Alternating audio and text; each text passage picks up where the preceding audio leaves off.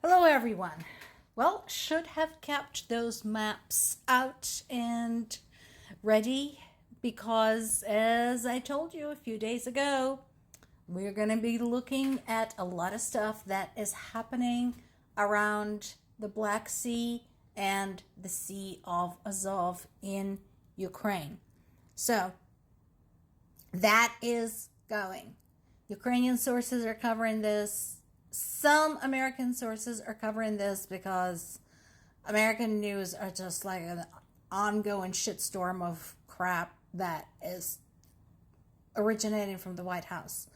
And at least, thankfully, we have Ukrainian and European sources to follow if you care about the war in Ukraine. And please don't tell me that you don't, because if you don't, you shouldn't be watching this video. Go get on with your life. Just saying.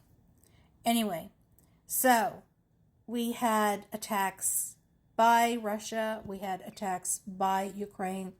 Ukraine drones struck Russian tankers. Russia struck grain ships. Figures. Again, the dichotomy is very pronounced there.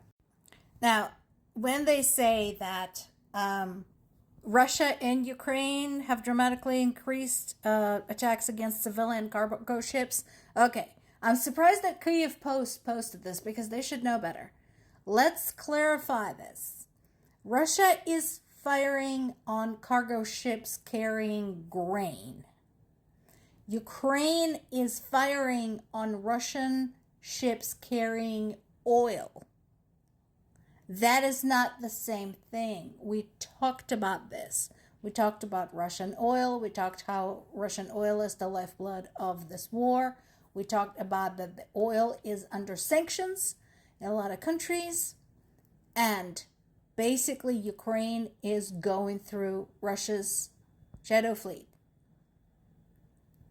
So, no, it is not the same thing. It is not Ukraine intensifying attacks on civilian vessels. Not the same thing at all. And making such statements creates very much a wrong impression.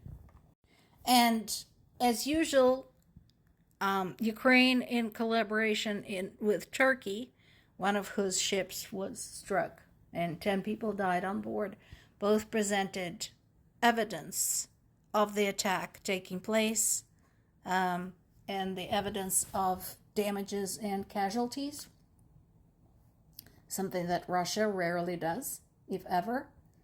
But again, my question is to countries like Turkey, countries like Syria, are you guys okay with this? Because again, the ship was owned by Turkey, okay? The crewmen who died on board, the 10 men who died, were Syrian. Syria said that they were upset that these men died, but did not mention Russia. That makes your statement that you're upset that these men died completely, basically invalid, because you would not point why they died. Who did this to them? You have to verbalize it. And grow some fucking balls, because Russia is not your friend. Meanwhile, we have ongoing targeting of Moscow. Again, for those who may have missed this, so I said this multiple times. Moscow and St. Petersburg are not just Russia's biggest, most famous cities, most prestigious, but also they have so much industry focused around them, including parts of the military-industrial complex, which makes them prime targets, valid targets for Ukraine. Notice, Ukraine is not hitting churches or museums or hospitals or anything like that. No. they are hitting something very specific. In this case, Ukraine went after another Wildberries warehouse site. We talked about that. That is a drone source. It is an online shipping company, online seller, and one of the things it sells is drones, except it also has been providing drone parts to the Russian military, which makes it a valid military target. And so, since there is evidence of it having been involved in the Russian war effort,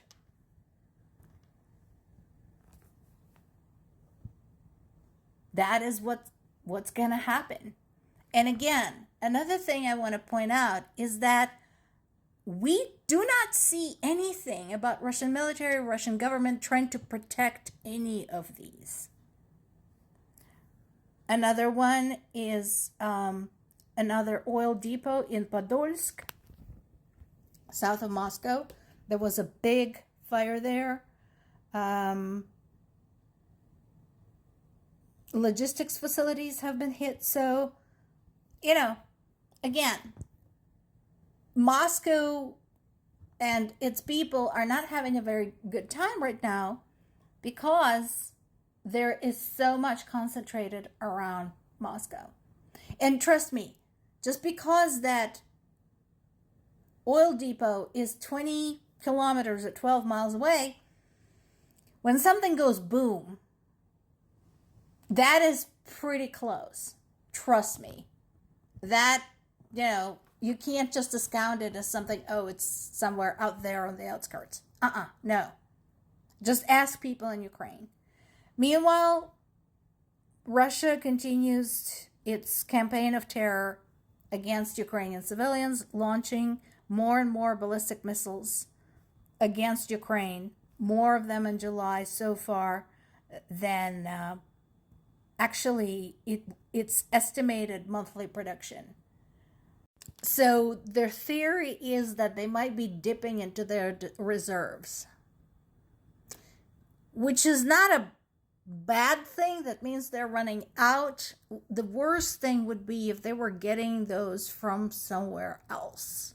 That would be a really shitty proposition. So, we'll see. We'll see what goes on with those ballistic missiles. Because yes, the numbers don't add up. The math is not mathing. So, but meanwhile, Russian strikes have killed 28 people in the South Odessa region in July alone. Again, Odessa is a big seaport, so understandable why they're pounding that. Because, as they said, anything going in and out of Ukrainian ports will be treated as a military target. Now, we continue the big drama with Ukrainian government. So Alexander Syrsky, the Ukraine's military commander-in-chief, is widely expected to lose his job. There are signs that Zelensky is bowing to the protests that were triggered by his firing of Defense Minister Fedorov. So it sounds like Syrsky might be sacked. There's a question as to who will replace him. Again, I would love to see Zaluzhny back. And I would love for Zelensky to reinstate Fedorov. So we'll see where that goes. And in addition to the news earlier from Botswana, we now have word from India saying 4 of its nationals were among those killed and another was injured in attacks the day before on the grain carrying ship Golden Leo near the port of Odessa. So not just Syria, India should be pissed off too. More to come.